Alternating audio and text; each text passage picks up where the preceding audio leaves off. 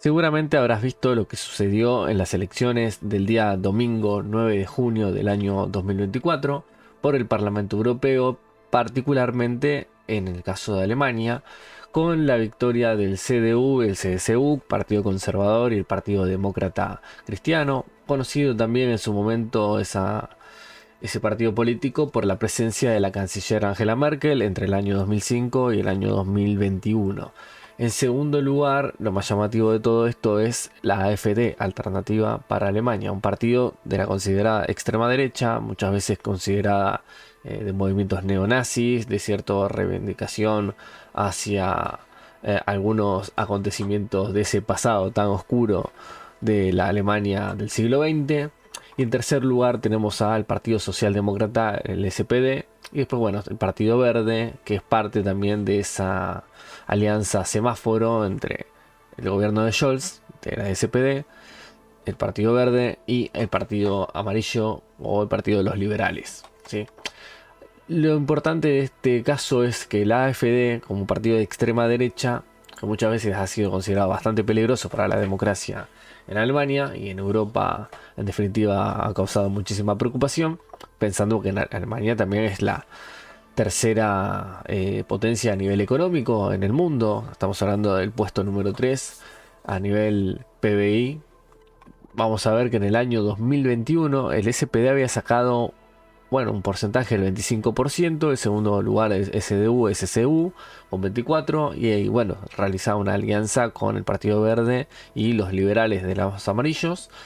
La AfD había sacado un 10%, sí, un 10% que en todo caso lo transforma en una tercera fuerza, ya que esta alianza entre estos dos, una conformación con el gobierno de la SPD, bueno, en la cabeza del señor Scholz.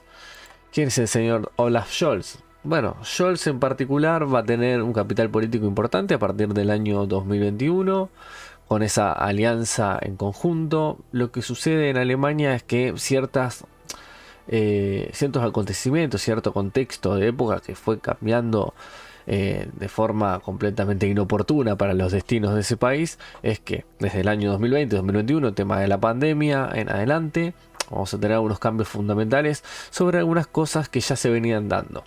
En la actualidad se está hablando de una cuarta ola de la derecha en Alemania. Aquellas conocidas, por ejemplo, en los años 90, la tercera ola del NPD, que llegaba hasta cerca de los años 2000. Y en este caso, un partido de extrema derecha como lo es la AfD, que nace en el año 2013 y que toma fuerza justamente con la crisis de los refugiados inmigrantes en el año 2015, culpando justamente a la figura de Angela Merkel de esta situación. En particular lo tenemos al señor Scholz, un tipo que no tiene mucho carisma, es un personaje político que en definitiva necesita de esa alianza, y con los resultados electorales vamos a ver cómo es que termina esta situación.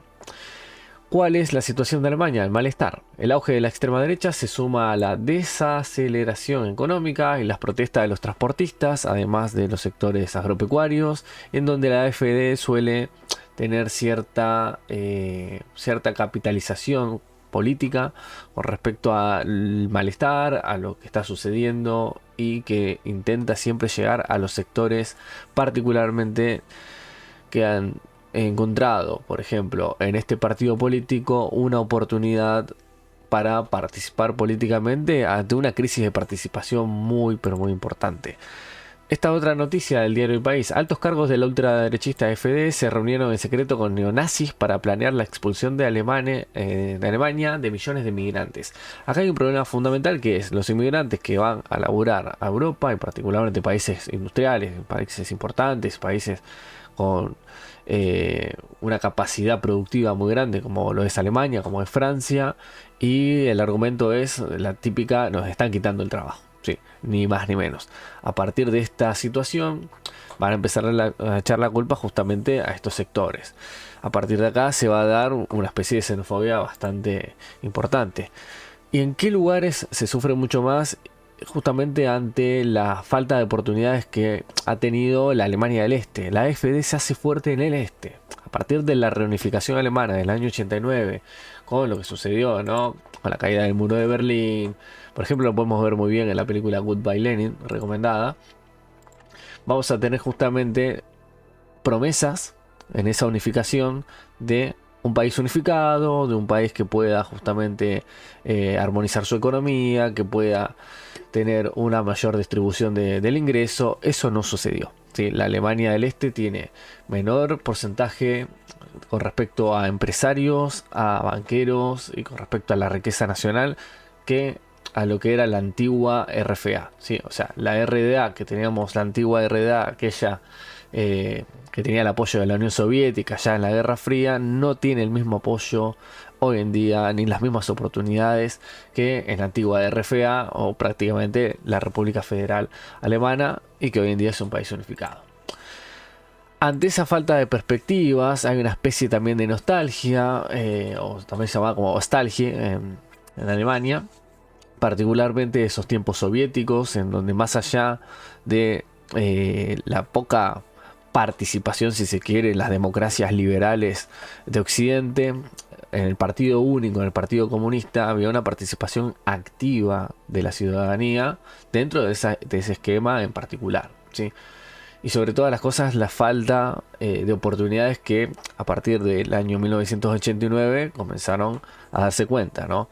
Por eso seleccioné la película Goodbye Lenin, que muestra un poco como esos trabajos de mierda que les terminaron dando a los alemanes del este, diciendo, bueno, vamos a tener McDonald's, vamos a tener un montón de oportunidades laborales, y realmente no ha sido así, es el sueño inconcluso.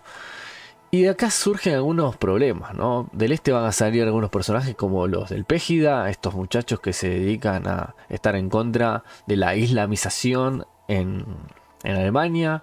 Bueno, el líder del Pégida, que en una fotito acá se había sacado parecido a Adolfo, obviamente. ¿Y por qué lo menciona el Pégida? Porque el Pégida muchas veces realizaba manifestaciones junto con la AfD, pero la AfD comenzó a ser un poco más pragmático, un poco más vivo y decir, che, mira, nos están diciendo nazis, nos están diciendo de todo, vamos a poner un poco de paños fríos y vamos a rajar un poco a estos muchachos, pero siempre se las termina mandando. Sí. Acá tenemos al NPD, que es el anterior partido de extrema derecha, que no ha tenido muchísima fuerza, pero lo que ha hecho la AfD muy inteligentemente para tener mayor apoyo también en estos que se sienten completamente fuera del sistema, que no se sienten representados, es aunar y dejar de lado todos aquellos de extrema derecha y ser el centro de la extrema derecha en ese país, ¿sí? Hay algo llamado el cordón sanitario. El cordón sanitario con respecto a la ultraderecha es particularmente desde la política y desde lo judicial, ¿no? Con respecto a que no se puede utilizar simbología nazi, con respecto a la democracia militante, de cuidar justamente ese pasado tan terrible que no hace falta mencionar demasiado, ¿no? Entonces, desde Angela Merkel en adelante, sabemos que existe una política muy fuerte con respecto a los políticos o partidos de extrema derecha. Y ante esto se dan masivas manifestaciones contra la ultraderecha en Alemania, que avivan el debate sobre la prohibición de la AfD. Esto se pensó en un momento, pero pensar en una prohibición posiblemente tenga efectos completamente adversos. Entonces se lo han pensado varias veces. ¿Cuáles son las críticas que han tenido contra Angela Merkel? Por ejemplo, acá hay algunos carteles que tenemos como Angela Merkel caracterizada como una especie, si se quiere, de refugiada. Que si no me equivoco, en ese cartel decía, a ver, lo tengo por acá, señora Merkel, ¿por qué mis amigos tienen miedo de manifestarse hoy? Y madre multiculturalidad. Y esto es importante. Lo que la AfD dice es que la multiculturalidad no es bienvenida, sino que sí, lo que hay que hacer para el pensamiento que tienen ellos, lo que hay que pensar, el nuevo giro que ellos les dan, es el etnoculturalismo. O sea, lo que plantean es que las etnias tienen que convivir en un espacio estrecho, particularmente en las fronteras, y si es parte, en lo posible, que cada uno viva en su propio país. ¿Sí? No creen en la multiculturalidad o la mezcla de etnias. Es más, no se animan a decir razas, no son tan boludos. No creen en eso, ¿sí? No creen en el multiculturalismo, sino que el etnoculturalismo, que cada uno se quede en su pueblo, por eso son extrema derecha nacionalista, ¿sí? La protección de los intereses nacionales a ultranza, y particularmente en el este. Proponen prohibir partido para la AfD. Bueno, eso es un debate que ya dijimos recién. Y acá, ¿no? Refugiados en Alemania. ¿Tenía razón Angela Merkel? Es una pregunta que queda abierta. La imagen que veíamos recién. Este tipo de imágenes también culpando a los refugiados de todos los males de lo que está sucediendo en Alemania. Y esto me gustaría discutir lo que decíamos recién. Defienden el concepto de etnopluralismo o etnoculturalismo, ¿sí? Que contraponen al de multiculturalismo. Aseguran que apostar por el mantenimiento de la diversidad cultural siempre y cuando las diferentes culturas se mantengan dentro de sus territorios históricos. O sea, cada uno en su país, lo que están diciendo. Un argumento que no es nuevo en la extrema derecha europea, pero que ahora es defendido con una estética renovada y un momento histórico más propicio. Algunos dicen dentro de la AfD que hay que volver a los tiempos de Guillermo I. No hablan obviamente de volver a los tiempos de Adolf Hitler. Si bien alguno que otro tira algún tipo de guiño o niega el holocausto, como pueden ser algunos personajes como uno de los líderes, que es John Hock.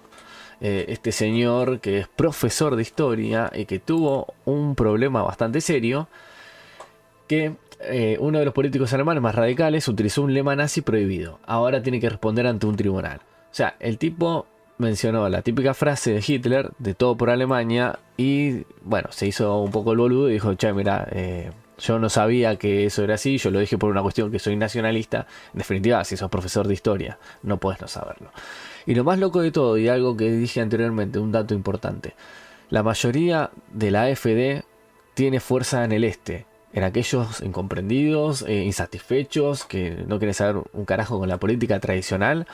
La mayoría de estos líderes, como Hock o como la señorita Alice Weidel, son de la antigua República Federal Alemana. O sea, son del oeste de Alemania.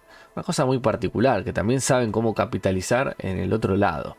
Y saben cómo buscar y empatizar con aquellos que se encuentran insatisfechos por la política local.